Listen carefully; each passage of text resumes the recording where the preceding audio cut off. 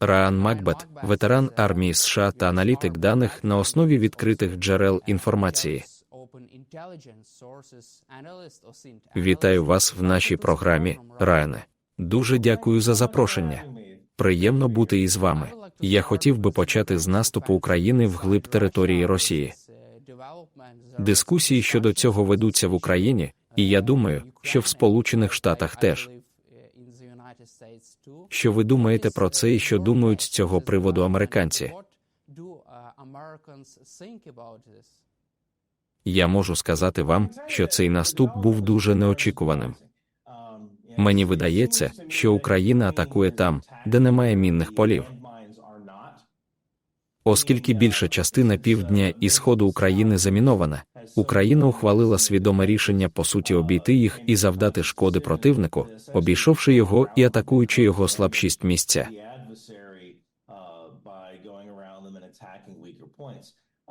Одна річ, яку я помітив у Сполучених Штатах, принаймні серед військової спільноти, це реакції людей, які колись служили піхотинцями на страйкерах.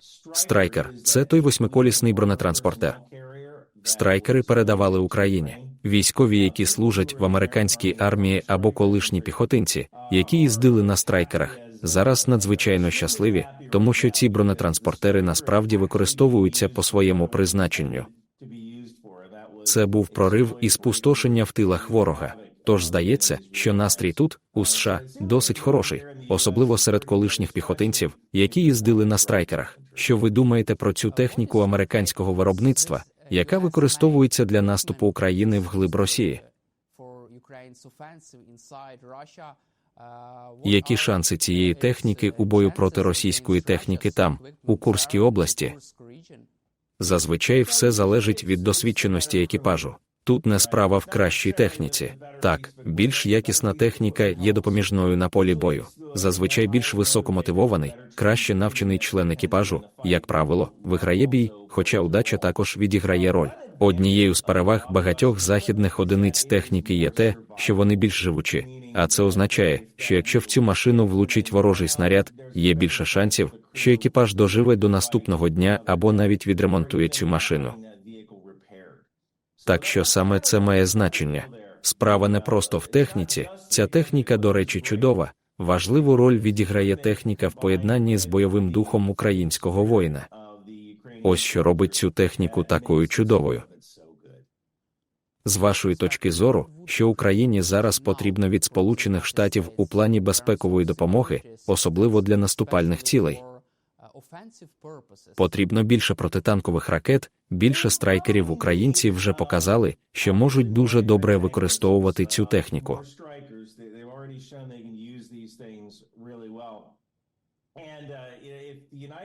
Було би добре, якщо США зняли би заборону на експорт F-16, саме тих літаків, які лежать на кладовищі в Аризоні або Неваді, по суті, які розташовані в американській пустелі.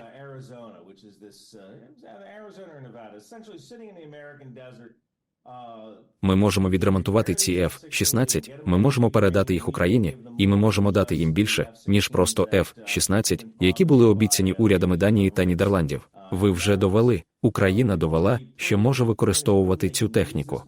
Передача більшої кількості F-16 в Україну мала б важливе значення для того, щоб вони могли завершити війну. Я хотів би також обговорити реакцію США на цей наступ всередині Росії. Начебто ніяких заперечень немає. Яка ваша особиста думка з цього приводу? Ви маєте на увазі заперечення з боку Америки щодо наступу чи заперечення з боку Росії? Тому що здається, що з Росії теж багато чого лунає. Звичайно, так. Маю на увазі реакцію з боку США. Знаєте, Америка любить переможців. Америка симпатизує переможцям. І я думаю, що одна з речей, яку розуміють американці, це відвага. Відвага – це бажання зробити щось настільки сміливе, що просто шокує вашого ворога. І я думаю, що більшість американців це бачать і говорять: «Вау, українці дають відсіч». І, знаєте, в цій країні є культура, яка сягає корінням 1776 рік, коли Америка воювала з британцями. Це одна з причин. Чому так багато американців мають зброю? Ми всі віримо, що одного дня, якщо нам доведеться, ми знову будемо протистояти тиранії. Це частина менталітету середньостатистичного американця. Мова йде про ідею боротьби з тиранією. Я думаю, вони бачать, що Україна це робить, і так само, як у 1776 році Сполучені Штати воювали з Англією та дали відсіч ворогу.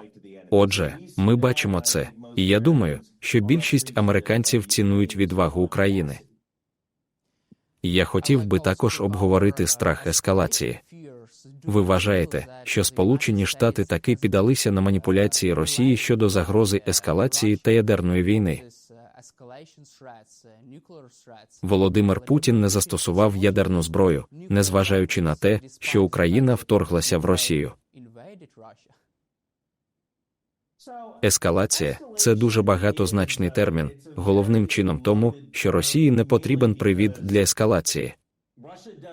Вони просто роблять це, так би мовити, природно. Вони не можуть сказати, так, нам потрібно бомбити Україну сильніше, бо вони вже це роблять. Тож ескалація здебільшого використовується як спосіб відбити бажання у Заходу надсилати допомогу Україні.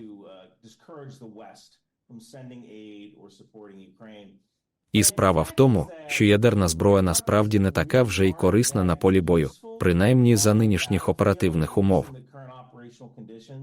Ядерна зброя була б корисною для знищення десантної групи або авіаносця.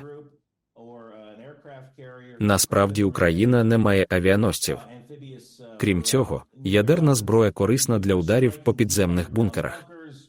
В Україні насправді немає жодного з цих командно-контрольних центрів, як у Америки НОРАД або який є на Тайвані.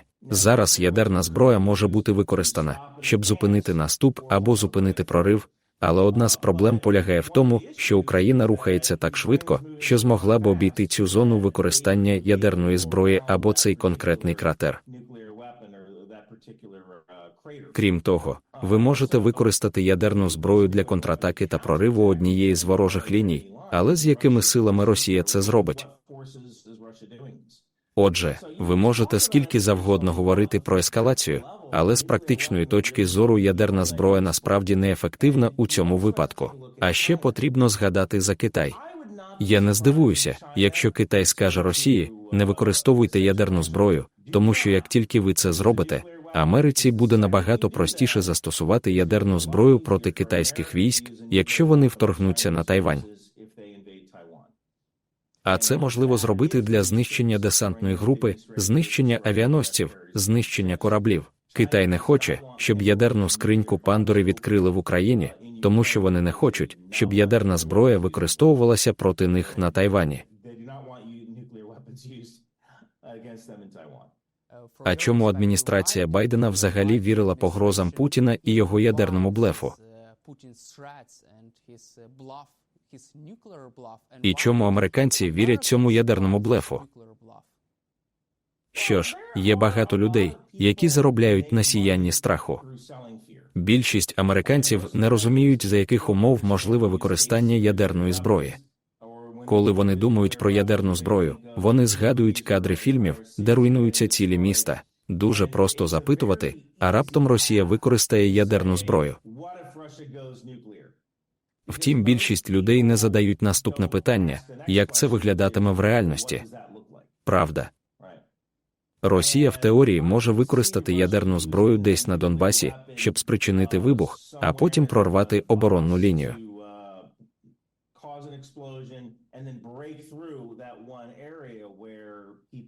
Але як Росія може це зробити, якщо у неї недостатньо військ, щоб реально скористатися цим проривом? Вони просто використають свою ядерну зброю під час операції, яку вони не зможуть реально здійснити. Отже, я це розумію, але пересічна людина цього не знає. Дехто просто заробляє гроші на залякуванні людей, тому кажуть, а раптом Росія застосує ядерну зброю, не відповівши на наступні питання, за яких умов і як. Але хто на цьому заробляє? Є багато інфлюенсерів або людей, які пишуть статті, мова йде про певних провокаторів, які підтримують Росію, бо це, так би мовити, модно чи провокаційно, і вони отримують за це фейкові бали в інтернеті. І справа в тому, що люди в Твіта або люди на YouTube заробляють гроші, продаючи рекламу саме завдяки поширенню страху. І ви бачите це на прикладі телешоу під назвою Breaking Points, яке є альтернативним новинним виданням. Я вже критикував це видання за поширення фейкових новин. Вони роблять це весь час, коли говорять про Росію та ядерну зброю. Вони це говорять так, ніби дійсно знають, про що говорять. І знаєте що? Коли ви говорите про ядерну зброю, це зразу викликає страх у людей, і вони хочуть подивитися і дізнатися, що може статися через якусь хворобливу цікавість. Але після наступу України вглиб Росії, чи відчуваєте ви, що цей страх ескалації все ще існує у Сполучених Штатах та інших західних країнах? Я не знаю, як в інших західних країнах, але в Сполучених Штатах, здається, всі подивилися на це і прийшли до висновку, знаєте що, нічого не сталося. Ми передали ХІМАРС Україні, але ядерна війна не розпочалася. Ми відправили АКМС в Україну. Після цього ядерна війна не розпочалася. Ми, звісно, не надали F-16. Тобто, ми не відправляли свої F-16. Ми схвалили передачу F-16 союзниками. Не сталося ядерної війни, навіть коли Україна вторглася на російську землю вперше за 70 років Україна вторглася до будь-кого. Чи не так? Безумовно. Ядерна війна у цьому випадку теж не розпочалася. Я думаю, що вся ця історія з ядерною війною може бути просто картою, яку розігрує Росія, коли вони хочуть домогтися свого, і вони не мають наміру використовувати ядерну зброю, тому що Китай не хоче, щоб вони це робили, і як тільки вони підуть на це, вони повинні також досягти успіху на полі бою. І у них просто немає військ, щоб здійснювати такі операції із ядерною зброєю. Як можете оцінити реакцію Росії на наступ України вглиб Росії? Таке враження, що було багато хаосу та неорганізованості. Яким ви бачите теперішній стан Володимира Путіна? Про що він думає? Вони можуть розглядати це конкретне вторгнення як не таку вже й велику проблему, адже Росія досить велика. Україна захопила ту кількість території, яка еквівалентна американському штату Род-Айленд. Не така вже й велика територія. Тому я вважаю, що Росія не дозволить цьому конкретному вторгненню відвернути їхню увагу від півдня, тому що я вважаю, що Росія думає, знаєте що? Великої шкоди вони, українці, не можуть завдати в загальному масштабі. Так, вони можуть перерізати залізничну колію, але у нас є інша залізнична лінія, яка може в цьому зарадити. Я думаю, що це було. Я не пам'ятаю назви міста, але є дві залізничні лінії, які проходять в цьому конкретному місті. І я хочу сказати, що це, можливо, був Бердянськ, але я можу помилятися. Отже, є дві залізничні колії, які проходять до цього конкретного міста. Україна змогла відрізати одну з них. Це створює великий тиск на другу залізничну лінію, але це не кінець світу. Росія все ще може підтримувати там свої війська. Тому я думаю, що Росія, можливо, дивиться на це з такої точки зору: ви ніколи не хочете, щоб ваш супротивник диктував вам, що ви повинні робити. Ви повинні змусити свого супротивника реагувати на те, що ви робите. І я думаю, що якщо Росія дійсно відповість на це, то вона, можливо, потрапить у пастку, яку підготували українці. Тому що багато людей подивилися на це конкретне вторгнення і не зрозуміли досі, що конкретно робить Україна. Чи переслідують вони якусь мету? Чи мова йде про Курськ? Чи справа у атомній електростанції? Чи на фокусі залізничні лінії? Що вони там роблять? І що Україна може робити? Так це здійснювати так званий фінт, тобто нападати в одному місці. А потім, як тільки Росія відповість, вони можуть атакувати в іншому місці. І тому те, що Росія, можливо, робить, це просто не відповідає, тому що вона чекає, коли відбудеться ця друга атака. Так що це свого роду їх пріоритет. Цікаво, що Україна може змусити Росію провести загальну мобілізацію. Ще у 2022 році була ця угода між російським народом і президентом Путіним, принаймні російськими людьми, які жили в Санкт-Петербурзі та в Москві. Робіть все, що хочете, але не забирайте наших дітей. І саме тому війна, початкове вторгнення в Україну велося за допомогою контрактників. Тому, коли в Росії була загальна мобілізація, я думаю, це був вересень 2022 року, люди в елітах Санкт-Петербурга та Москви сказали: «Ой, ви забираєте наших дітей». І саме тоді ви побачили ПВК «Вагнер». Саме тоді ви побачили, скільки грошей виділяють на добровольців, на те, щоб ув'язнені вийшли з в'язниць і пішли воювали. Фінансування на це зростало. І це може бути стратегією України примусити їх до загальної мобілізації. Тож якщо Росія не відповідатиме на вторгнення, бо сподівається, що воно само якось зійде на нівець. Якщо Україна не зможе підтримувати ці логістичні лінії, тоді їм не доведеться реагувати збільшенням чисельності армії, що вимагатиме призову на військову службу, що розлютило б усіх у Санкт-Петербурзі та Москві, що могло б спровокувати переворот проти Путіна. Я хотів би детально обговорити те, що ви сказали про переворот проти Володимира Путіна. Ви відчуваєте, що він так боїться цієї повномасштабної мобілізації? Тому що Блумберг повідомляв, що Росія може провести ще одну мобілізацію до кінця цього року. Однак є побоювання, що російським людям це рішення не сподобається. Чи відчуваєте ви, що у Путіна немає виходу з цієї ситуації?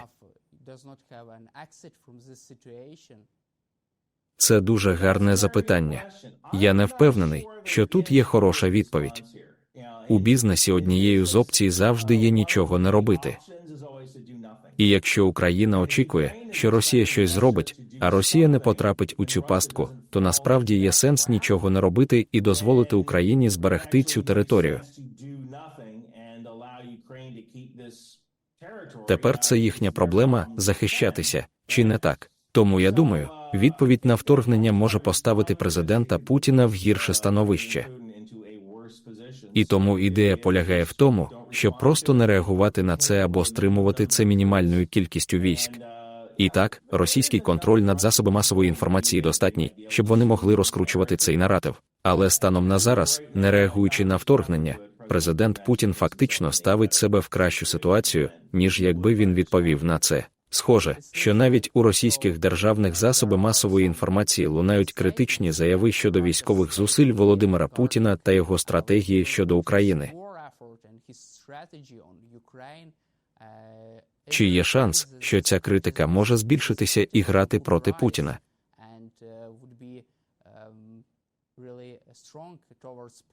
Чи може ця критика призвести навіть до зміни влади?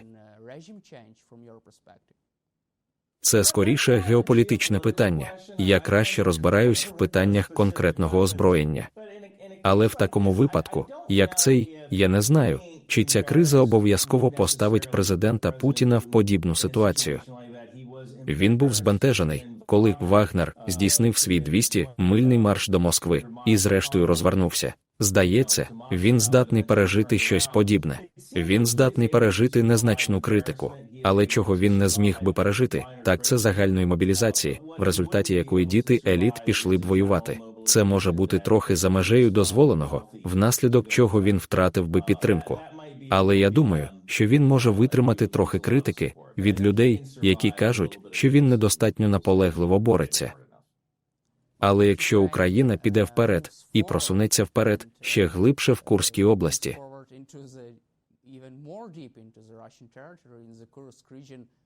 чи справді він зможе витримати такий удар по своїй репутації та репутації своїх військових? Це дуже гарне запитання. Якщо Україна захопить таке велике місто, як власне Курськ, або атомну електростанцію, я вважаю, що електростанція забезпечує 50% електроенергії для металургійної промисловості. Можливо, я помиляюся в цьому, я можу прикинути це по пам'яті. Ви знаєте, від цього може бути трохи важче втекти, якщо раптом ваші люди опиняться в темряві, і ви більше не зможете будувати танки, тому що у вас буде недостатньо виробництва сталі. Це може бути проблемою. Захоплення власне Курська, самого міста, може виявитися занадто далекою перспективою. Одна з речей, яку Росія, можливо, не хоче бачити, це реальна битва в Курську, яка руйнує будівлі та залишає значну частину населення без даху над головою. Все бумерангом повертається, і Росія сповна відчула це в Україні. Можливо, вони не хочуть бачити це на своїй території. Тому, якщо Україна дійде до власне Курська або атомної електростанції, тоді для них це стане проблемою, але Росія може знайти достатньо сил, щоб завдати удару у відповідь, перш ніж це дійсно станеться. Також видання The Economist повідомило, що Україна не поінформувала Сполучені Штати про наступ на територію Росії, оскільки дві попередні операції, які були підготовлені Україною, були зірвані після того, як Україна поінформувала США про деталі цих двох операцій.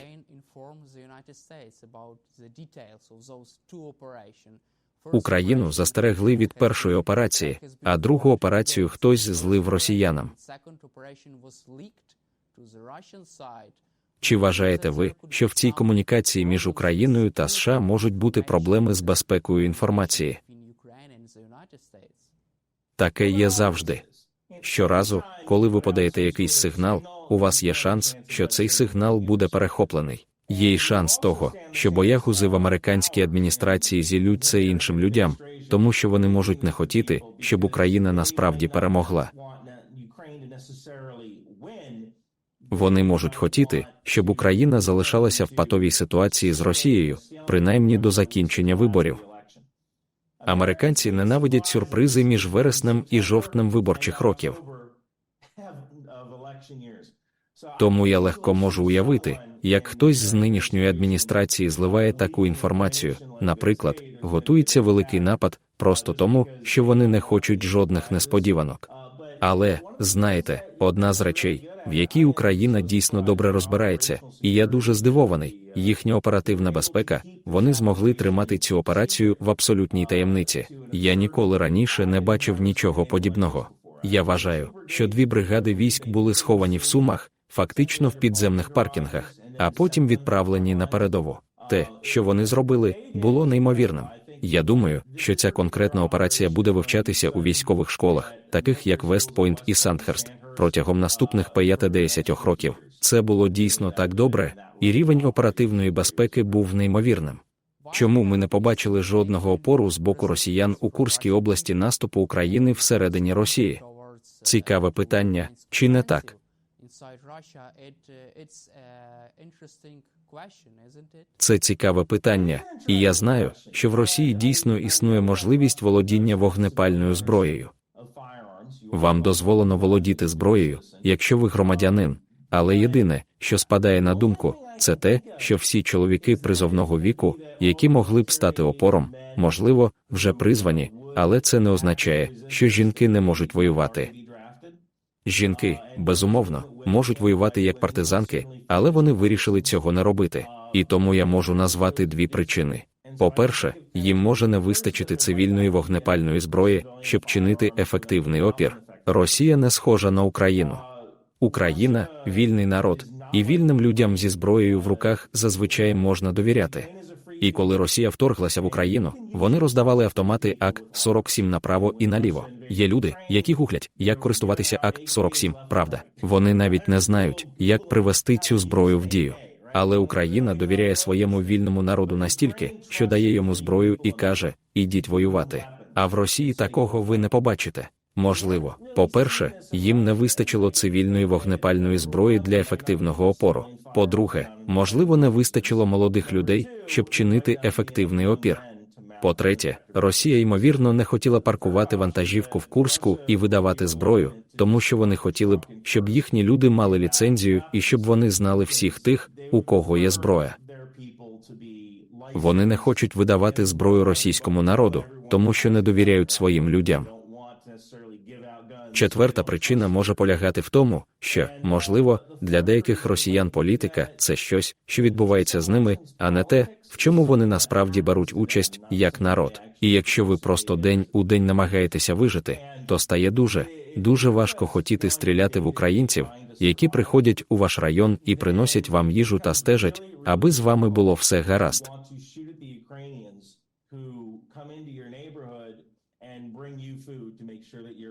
Отже, це може бути поєднання всіх цих чотирьох речей, але особливо мова йде про те, що Україна до біса добре поводилася з людьми на цих захоплених територіях. А зазвичай повстання трапляються, коли ти погано ставишся до населення. І тому я думаю, що це, безумовно, демонстрація професіоналізму українських Збройних сил, що коли вони зайшли в ці райони, вони не мародерили та не забирали в людей пральні машини. Вони роздають їжу бабусям, які її потребують. Був навіть жарт про пральні машини, що українська армія не забирала пральних машин і тому мала можливість так швидко пересуватися, бо не забирала пральні машини у тих людей на Курщині.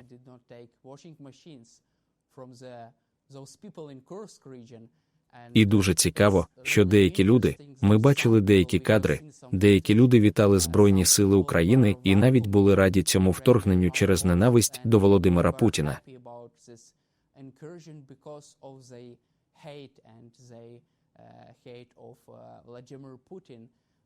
Що це може означати і чи вважаєте ви, що це може бути ознакою падіння довіри до Путіна?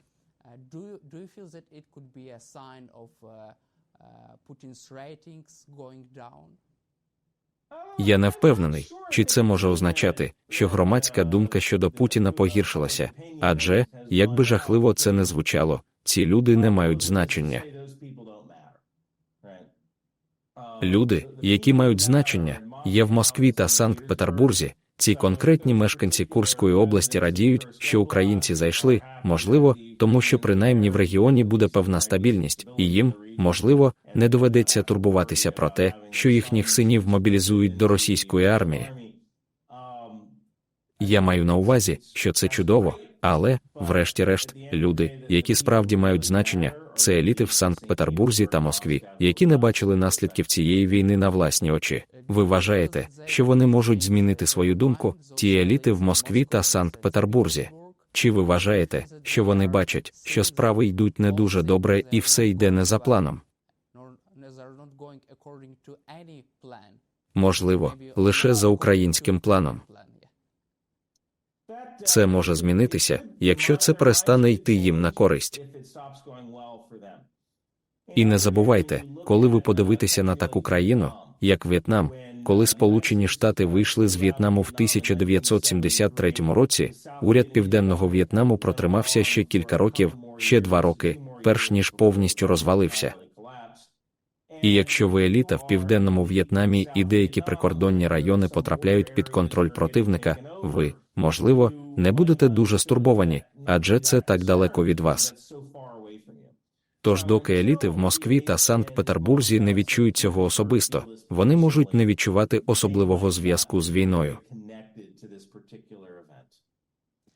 І останнє моє запитання буде про найголовніше. Назвіть 5 основних міфів та дезінформацій про війну в Україні. Назвіть, будь ласка, 5 найбільш оманливих та дезінформаційних новин про війну в Україні, які ви коли-небудь бачили. Можливо, і ті, які є російською дезінформацією. 5 найважливіших. Їх дуже багато. Напевно, найбільша дезінформація, яку постійно поширюють, це видаляння органів, що Україна видаляє органи у полонених на полі бою або у вмираючих українських солдатів. Вилучення органу вимагає величезних медичних зусиль. Там має бути анестезіолог, який підтримує життя пацієнта. Це важко зробити навіть у лікарні в контрольованих умовах. Тому, ймовірно, на першому місці буде вилучення органів у поранених солдатів або навіть поранених цивільних осіб чи загиблих. Ви не можете взяти орган з мертвого тіла. Кров повинна бути текучою. У ній повинен бути кисень. Ймовірно, друга за величиною дезінформація полягає в тому, що Росія збирається застосувати ядерну зброю в Україні, якщо Україна перетне цю лінію або перетне іншу, або перетне будь-яку межу. Це досить велика дезінформація.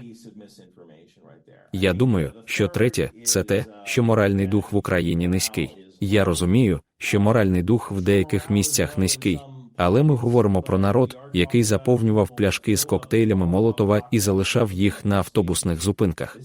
Це народ, який ніколи не змириться з російським правлінням. Вони не хочуть бути рабами. І коли у вас є люди, які заправляють коктейлі Молотова і зберігають коробки з цими речами на автостанціях, щоб кинути їх у російські танки, якщо російські танки зайдуть до Києва, це зовсім інший менталітет.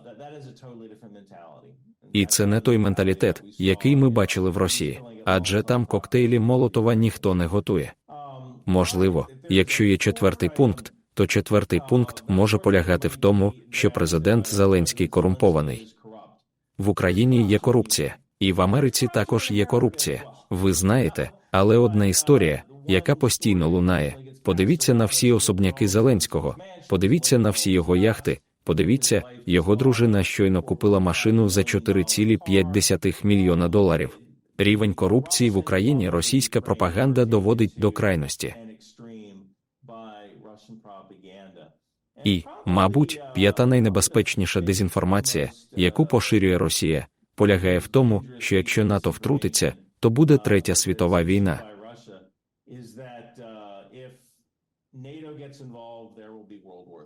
І правда полягає в тому, що Росія хоче змусити західних людей думати, що може бути Третя світова війна, в яку можуть бути втягнуті НАТО і Росія.